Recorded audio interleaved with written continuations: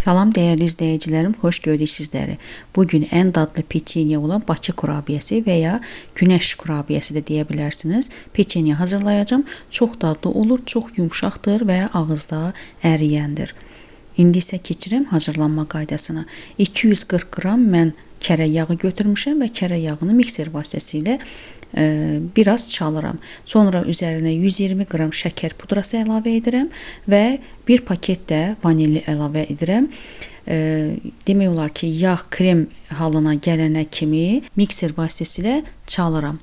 Və burada tələsmək lazım deyil. Mütləq yağ krem formasında olmalıdır. Görürsüz, üzərində artıq uzorlar, şəkillər qoyulur. Və daha sonra mən bura bir yumurta əlavə edirəm əvvəlcə. Tam yağa qarışdıqdan sonra indi də ikinci yumurtanı əlavə edirəm. O da tam yağa qarışır və bu şəkil alınır. Əvvəlcə qabın kənarlarını yığıram orta hissəyə, daha sonra mikser vasitəsilə yenə çalıram. Görürsüz, yağ necə krem formasındadır. Və daha sonra bura unu əlavə edirəm. Əvvəlcə 200 qram un əlavə etdim və bura siz istəsəniz yarım çay qaşığı qabartma tozu da əlavə edə bilərsiniz. Bir də 2 xörək qaşığı da dolu qarğıdalı nişastası əlavə edə bilərsiniz. Onda da daha gözəl olur. Və daha sonra yenə 200 qram un əlavə etdim. Bu şəkildə bərk bir xəmir alındı. Toplamda 400 qram undan istifadə etdim. Daha sonra krem torbasına doldururam və çalışın ki, un, xəmir biraz bərk olmalıdır. Əgər yumşaq olarsa, onda istədiyimiz şəkili almaz. Və belə bir nasatqadan istifadə etdim mən. Ulduz şəkilli olan nasatqadır. Yağlı kağızın üzərinə bu şəkildə mən kurabiyələrimizi qoyuram. Biraz çətindir, çünki xəmir biraz bərkdir. Ona görə də çətinliklə torbanı sıxmaq olur.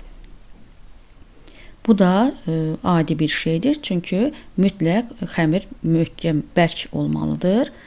Bərk olmasa onda bəzəyi itər tamamilə. Bir də çalışın qabartma tozunu az əlavə edin. Yarım çay qaşığı bəs edər. Daha sonra əlimi barmağımı mən su vasitəsilə suya batırıram və orta hissəsini bu şəkildə mən geniş şəkildə etdim. İstəsəniz əgər yəni rəzmerini balaca bir şəkildə edə bilərsiniz. Yəni cemi əlavə etmək üçün. Mən cemini daha çox xoşlayıram, daha çox olanda. Ona görə də orta hissəsini böyük etdim və cemi əlavə etmək üçün. Mən ərik cemindən istifadə etdim və ya ərik pavidlası.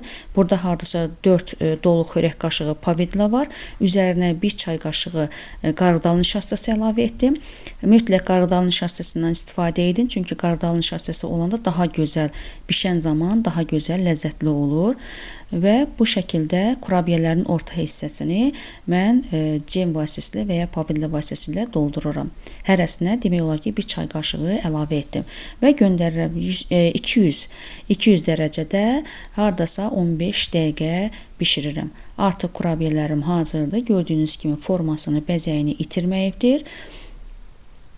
İnanın ki, çox yumşaqdır, dadlıdır və ağızda ovulandır. Mütləq bu reseptlə hazırlasanız, resepti dəyişmədən bu reseptlə hazırlasanız, onda kurabiyələriniz yaxşı alınır. İzlədiyinizə görə təşəkkür edirəm.